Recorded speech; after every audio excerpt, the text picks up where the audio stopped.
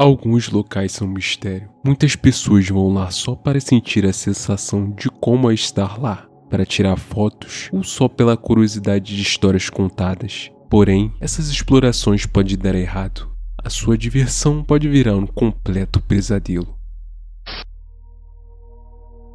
Essa filmagem é de um canal no YouTube chamado Condition Orange. Esse canal é focado em explorações de locais abandonados. Uma pessoa sempre acompanha a pessoa que grava e eles documentam o vídeo em algumas experiências sobrenaturais. E esse vídeo mostra um dia de exploração destes dois homens. Então, no dia 24 de junho de 2022, eles visitam uma prisão abandonada no sul dos Estados Unidos, onde aconteceram eventos brutais do passado. Mas apesar disso, não havia nada de paranormal nesse local. Porém, logo depois eles tiveram um encontro bastante perigoso. Buildings, another prison, and then the hospital. Hold on. Get down, get down, get down. Poço de Jacob é um poço de águas cristalinas localizado no Texas. Muitas pessoas trazem suas famílias para tirar umas férias e aproveitar a natureza. Ao longo desses anos, o local não é só frequentado por banhistas, mas também tem muitos mergulhadores experientes que chamam sua equipe e descem vários metros abaixo. Esse lugar é conhecido como um dos mais perigosos e claustrofóbicos que existem. O local possui um conjunto de túneis com 4 seções.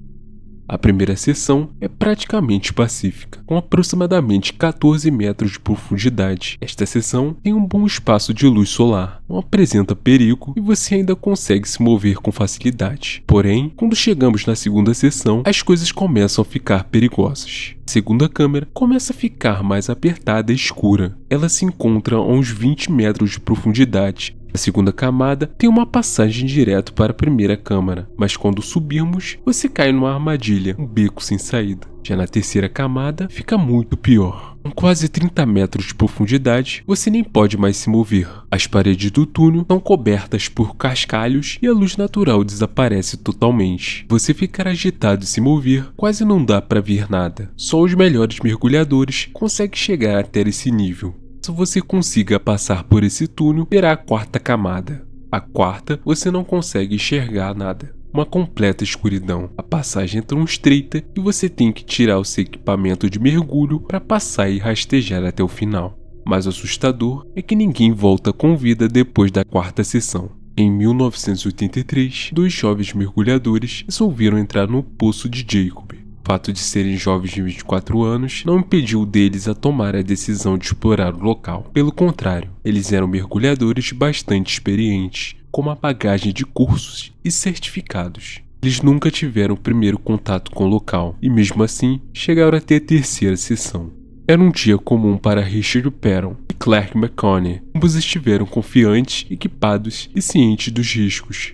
Mas o que aconteceu como um mergulho planejado rapidamente saiu do controle. Enquanto avançavam para as câmaras mais profundas, os dois enfrentaram dificuldades inesperadas. A terceira câmara de Jacob's Well é particularmente traiçoeira. Suas passagens são tão estreitas que podem prender um mergulhador. E as correntes podem desorientar até os mais experientes. Foi exatamente o que aconteceu. Eles chegaram até a terceira camada, encontraram uma escotilha metálica e Richard toma a frente e é o primeiro a entrar. Ele começa a tirar os tanques de oxigênio e os empurra com as mãos entre os túneis, isso tudo se arrastando. Então eles finalmente chegam à quarta câmara. Depois disso, Clark vê seu amigo voltando e gritando desesperadamente. Vê que seu amigo tinha perdido o equipamento de mergulho e o cilindro de oxigênio e começa a ir em direção a ele. A situação era impossível. O suprimento de oxigênio de Richard estava acabando. Os dois tinham que dividir a câmara de oxigênio para respirar e subir a superfície. Eles começaram a nadar desesperados. Vão da terceira até a segunda, até então que eles se encontram com uma pedra gigantesca acima deles. Na realidade, aquela não era só uma pedra, mas sim um beco sem saída. E a situação começa a ficar assustadora. Eles se desesperam e voltam mais abaixo para encontrar uma saída. Clark chega à superfície, mas infelizmente Richard não conseguiu sair de lá. As equipes de resgate demoraram dias para recuperar os corpos, dada a complexidade do sistema de caverna e os perigos envolvidos. Em junho de 1974, a Disney lançou uma nova atração chamada American Sings. O show consistia em um espetáculo de animatrônicos que cantavam músicas temáticas sobre diferentes períodos da história dos Estados Unidos. A apresentação acontecia em um palco giratório dividido em 6 cenários distintos. Cada cenário possuía animatrônicos representando uma época, e o palco girava lentamente, permitindo que o público assistisse a todos os atos enquanto permanecia sentado. A inovação e o encanto dessa atração a tornaram um grande sucesso, rapidamente estabelecendo como uma das principais do parque. Deborah Stone, conhecida como Deb, era uma jovem de 18 anos da Califórnia. Em busca de um trabalho temporário para juntar dinheiro e pagar suas mensalidades universitárias, ela foi contratada pela Disney. Seu trabalho era simples. Deb subia ao palco, se apresentava, cumprimentava a plateia e fazia a introdução dos animatrônicos.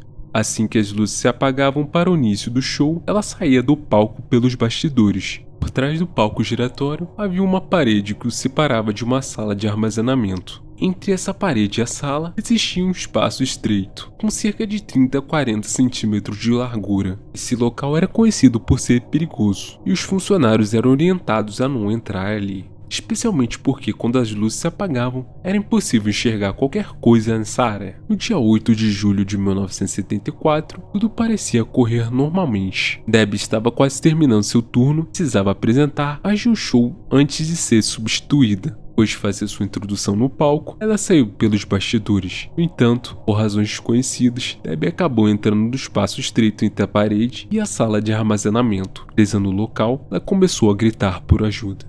Enquanto Deb gritava desesperadamente, a música alta e os sons dos animatrônicos abafavam completamente seus pedidos de socorro. O palco giratório começou a se mover lentamente, arrastando-a para um destino cruel. O Monte Everest, a montanha mais alta e mais famosa do mundo, atrai montanhistas de todos os níveis, desde experientes profissionais até novatos ansiosos por desafiar seus limites. No entanto, alcançar o cume não é apenas um feito extraordinário, mas também um risco extremo.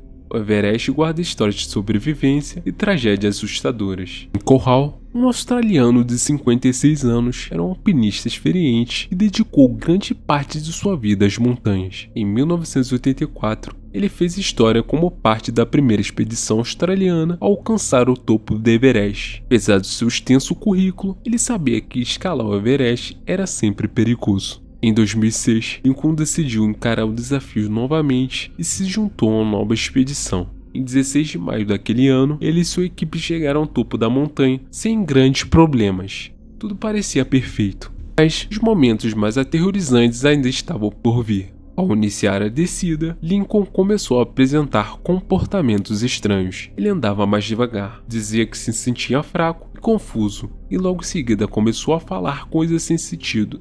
O grupo percebeu que algo estava errado. Lincoln estava sofrendo de edema cerebral, uma condição causada pela baixa disponibilidade de oxigênio nas altitudes extremas. Essa condição provoca um inchaço do cérebro, levando a alucinações e a perda de controle motor.